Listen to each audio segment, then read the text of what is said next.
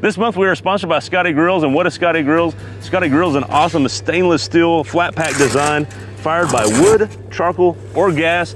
So easy to assemble that you can assemble it in 2 minutes. Even I can assemble it in 2 minutes. And better than that, you can put it back up in its own heat-resistant packaging in 15 minutes. How do you win this bad boy? You subscribe to Texas Truck Channel in the month of June and comment on any of our videos, and you're automatically entered to win.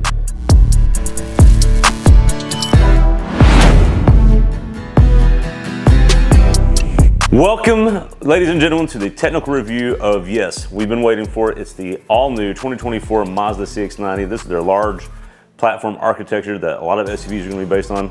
But we're here to talk about the powertrain because that's what we wanted to talk about, and that's what we're excited about. Look, we get something new from Mazda. You know it's going to be a little quirky. What's quirky about this? We're going to get to that. This is the 3.3-liter inline six turbo. That's right, inline six, the way God intended motors to be developed. Unless you're in America, then it's a V8. But anyways, inline six is the next best thing, and it's good for 340 horsepower at 5,000 RPM or 369 pound-feet of torque at 2,000 RPM on premium fuel and in the Turbo S models. You get a little bit of a detune in the base models, but you don't have to use premium, so I don't know, I'll let you figure that one out and see what happens there. So let us know. We'll review one at some point, but it's not what we have just yet. This is an e-Skyactiv G engine. And what that means is a few things. So Skyactiv name has been around for a while. You may have heard of the Skyactiv X over in Europe, and that's where they really tested high compression. Basically, they ran a gasoline engine like a diesel. What they've done with that high compression technology is they've learned how to make it work in a normal engine like this, and so they have a really high compression ratio of 12.0 here. I'm sure they've learned a lot from the Skyactiv X, but I'm sure there's also a reason we never saw it here in the States. We also get that little character, the E, in front of the Skyactiv part this time. What does that mean? That means this is actually a mild hybrid. Every model in the CX-90 is actually, or every trim in the CX-90 is actually a mild hybrid. This is a 48-volt system. There's a 48-volt motor sandwiched between the transmission and the motor, just like Ford does in the Power Stroke. And it's there to assist with tip-in and torque and rev matching and auto start-stop and all that fun stuff. That little motor is good for only 16.6 horsepower. Doesn't sound like much at up to 900 RPM, but it's also got 113 pound-feet of torque. That's just a world of EVs. You get a lot of torque. So same thing here, even with a 48-volt motor, we're still getting 113 pound-feet of additional torque, but only up to 200 RPM. It's basically from 0 to 200 RPM, you get all that torque. Again, that's there to assist. It's there to cut power. When you're driving this on the highway, there are times it just cuts the power and you're just in EV mode. It's not often, but what that does is it gets you some really impressive fuel mileage. Before we get to the fuel mileage though, because I want to end on that, I want to talk about this transmission that's behind there. Brian, you may have noticed there's some props behind me, and I want to show the people what we got here. First off, we got a can of Ford Motorcraft lubricant. Never know when you need that. And then we also got some Miami water. And then we've also got some Texas sparkling water from Crazy Town Mineral Wells. Why do I need these? Oh, here's what we need, Brian. I'm going to show you this motor. Mazda did a big deal about designing this in-house. You may think, why not just use a ZF 8-speed? Well, because Mazda's smarter than that, and they got to be quirky. Here's where it gets quirky, boys and girls. Buckle up. So here's your motor. Here's your traditional transmission mounted to the motor. Okay, it's kind of wide, doesn't go back very far, takes up a lot of room in a rear-wheel drive application. So front-wheel drive, you'd be like this. You'd have a really compact transmission, not affecting any of your cargo space. This is the interior cargo space. You turn it to the rear-wheel drive, you're losing a lot of space here when you're sitting in the car. So Mazda goes, ha-ha, we're smarter than that.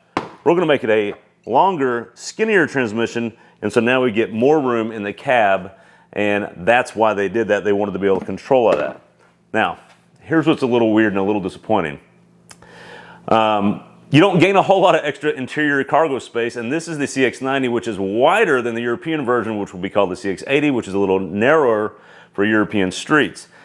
You would think we would have gotten more room there, but here's what happened. They needed it narrow because they're shoving this motor as far back into the cab as they can, because it's all about driving dynamics, and Mazda still cares about that. And Brian's going to talk more about how important it is and why it works so well in this car. But it starts up here in the engine bay.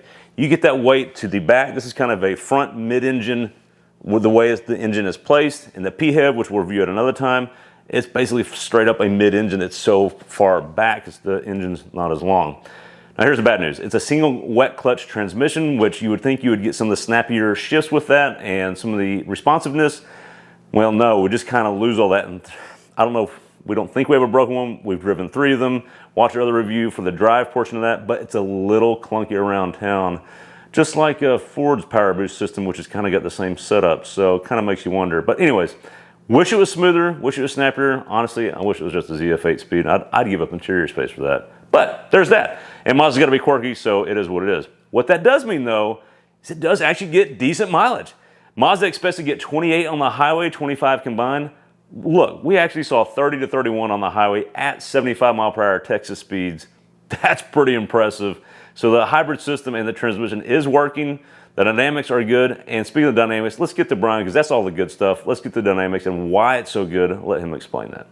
All right, boys and girls, this is my favorite part of the show, the nuts and bolts. And let's start with the rubber like we always do. This is a freaking massive 21-inch wheel. It's a 275 cross section by 45 profile, and it's 21-inch wheel. Like I said, these are Falcon ZXs. As you can see, we did the hill test with it, and it did about like you would expect. But on the highway is where this thing really sings. They are really quiet. It's hard to lose grip with these in reasonable measures. And the lateral bite is really impressive. These things do a lot of favors for this chassis, which is already rock solid. Now, let's talk about the things that are important here. Before I get into anything else, I want to talk about dampers. There is nothing trick going on here. They are traditional oil-filled, nitrogen gas charged shock absorbers. That's it. No mag ride, no air ride, no nonsense like that. And it turns out when you get your math right on suspension, there's no tricks needed. It just works. It rides well, it turns in right, and body lean is minimal. Part of that is because of this massive front sway bar that somehow doesn't increase the spring rate enough to make it ride poorly. Also, this shock absorber has a linear spring all the way up. That helps give you linear feedback. And this is something Dave Coleman really hit on when we interviewed him at the launch for this vehicle. Linearity is key. That's why people like the Miata so much, is because of his work in doing that. Suspension design, it is dual wishbone or short long arm for engineers. It also has a cast aluminum knuckle, and it tapers out. This looks a lot like a Z, a Nissan Z, and that's a good thing. It means you have good clearance for wheel articulation right in here. Brakes, they're big and they're vented. Twin piston up front. They're not Brimbos, they're not a cast, it's a floating rotor or a caliper, but it works well. We were not able to fade them once, and this is a 5,000 pound or just shy of 5,000 pound rig, so that's pretty impressive. In terms of architecture, Mazda's proud of this ring design for the unibody, and that's basically the imaginary hoop going around the ABC, maybe C or D pillar back there. And look, it's a stiff chassis. I felt no flex. There's no popping of the pano sunroof, which some other brands will do because the chassis is not stiff enough. It feels like it's chiseled from one piece, which is really impressive. But there's something I want to get into, and that is this thing is a front steer design, and why that's important, well, let's leave it to the man himself, Dave, to explain why that matters. Why is front steer so much better? How does that help the dynamics? I think there's a couple of small things, and they're all relatively small. You can make a plenty good rear steer car. Sure. But I think that sort of the main benefit is that the compliance steer is in the right direction. So when you put a side load on the tire, whatever part of that suspension has compliance, and so in that case it's usually the lower control arm bushing will compress a little bit, but the steering arm won't. It's ball joints inside and outside on the steering arm. So if it's front steer and you have a little bit of compliance on the control arm bushing, it tows the front out. So it takes out a little bit of steering and stabilizes the car. Yep. If you have a car that's rear steer and it's towing in under load, then the car's going to get unstable. You're going to turn in, and as your G builds up, it turns in even more, and you can't have that. So you end up having to build in kinematic tow out, right? So you have bump steer that you have to put in there to overcome the compliance steer, right? Right. And usually what we're trying to do is have the kind of the simplest vehicle dynamics possible, because at our core what we're trying to do is make the car just feel intuitive and natural, right? And we did a bunch of sort of just human factors studying and understanding how people's balance works and what kind of movements the car needs to do to make the person subconsciously feel at ease, and that's if they can balance their body against those forces, that's going to do that. And really simple motions where you don't have, you know, we'll start a corner and then have a yaw change. Right. And like that, right. that throws people off. Exactly. Even if they don't consciously Sure. notice it, it just makes you a little uneasy.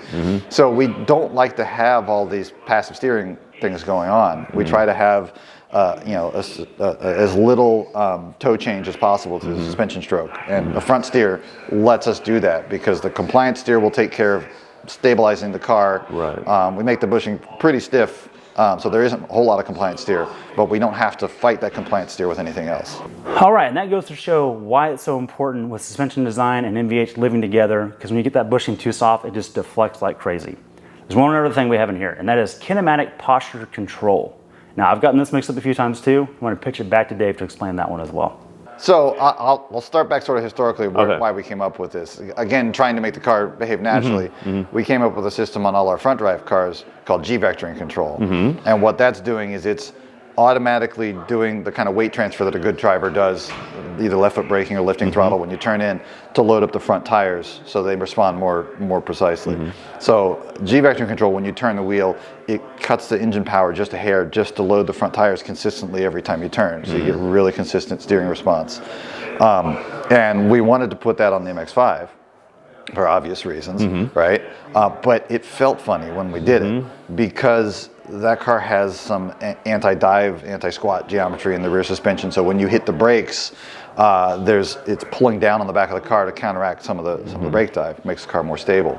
So when you turn the wheel and cut the power, the back of the car squats down as it's trying to turn in, and that's the wrong direction. Yeah, right. Right. So we could never use that system in that car, and we tried a bunch of different ideas for how to sort of integrate the different parts of the car to make it corner more naturally.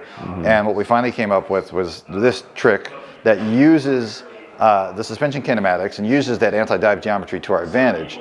So when you're in a corner, and it just looks at the difference in wheel speed between the inside and outside rear wheels. Right? Okay. So it's very directly related to just corner radius. And when in proportion to that speed difference, it'll start dragging the inside rear brake just a touch. And it's not, intuitively you're thinking, oh, it's like, it's gonna create a yaw moment and it's like a torque vectoring thing. It's not enough braking to actually measurably move the yaw moment of the car. Wow. You would need about 10 times the braking force that we're applying to do that. But this is enough that it starts pulling down on the inside corner of the car a little bit.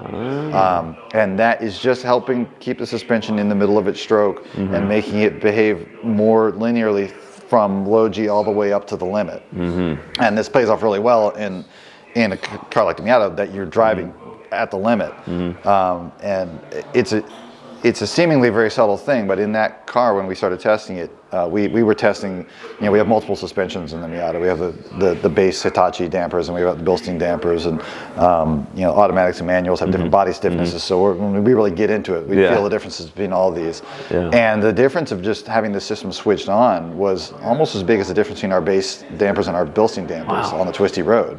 So it was really effective. So we carried that system into this car as well, because the basic layout of the car and the suspension kinematics are very similar. And it's very effective at, we don't expect people to be hucking this thing around at the limit, but whether you do it on purpose or if it's accident avoidance, one way or the other, some people are going to get there. Right.